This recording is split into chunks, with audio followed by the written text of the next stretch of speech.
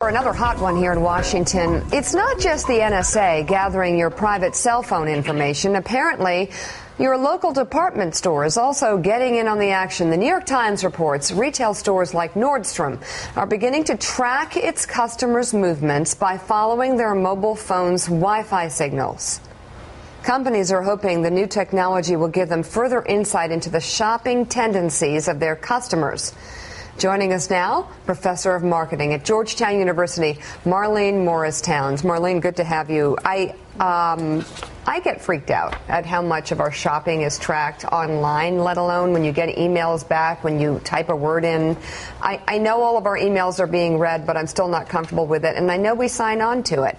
But this is now tracking us in the stores. They did it on video, right? They track our sales with receipts and credit cards, right? Yes, and now our loyalty programs that we sign up for and give our information for, they track everything that we buy. And tell us about this, Wi-Fi movements. What are they tracking?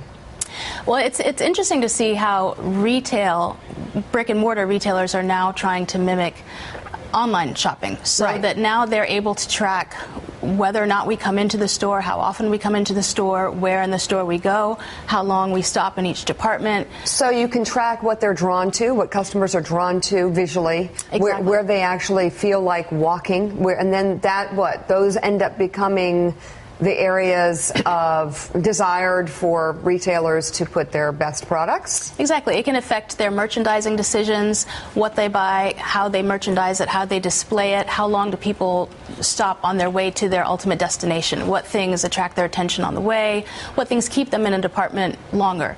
And then you can make your purchasing decisions that way and lots of in-store decisions. I want to bring Brian Shackman into the conversation. Brian, what issues, what questions does this raise, do you think? Well, I think it's the whole issue of the quote-unquote free and Wi-Fi. I mean, it's the only way to protect yourself if you don't want to be exposed to this, to not go in the store and say, oh, free Wi-Fi, so I won't have to suck up my 3G. I mean, are there any other ways other than that consumers can protect themselves? And the other follow-up, I know follow-ups aren't great because you won't remember both questions, but where does it fall in the pecking order of things we should feel threatened by in terms of exposing our information and our habits? Well, I think that a lot of people aren't even aware that it's happening. So you set your cell phone settings and you get free Wi-Fi wherever you can go and you forget about it. And so you're not going to think to turn it on or turn it off at any given point in your shopping experience. Some people will say, well, you can just turn off your phone or take out the battery. But it is a little disconcerting that you have to go to such measures to avoid having your information being collected and being tracked. And you're right, I did forget that second part of it. I mean, in terms of how the Google search stuff, when you buy something and then you see the actual products and places you visited show up in the ads, I mean, that stuff is just alarming sometimes when you see how much they do know. But in terms of the hierarchy of what consumers might be concerned of, is this not that big a deal?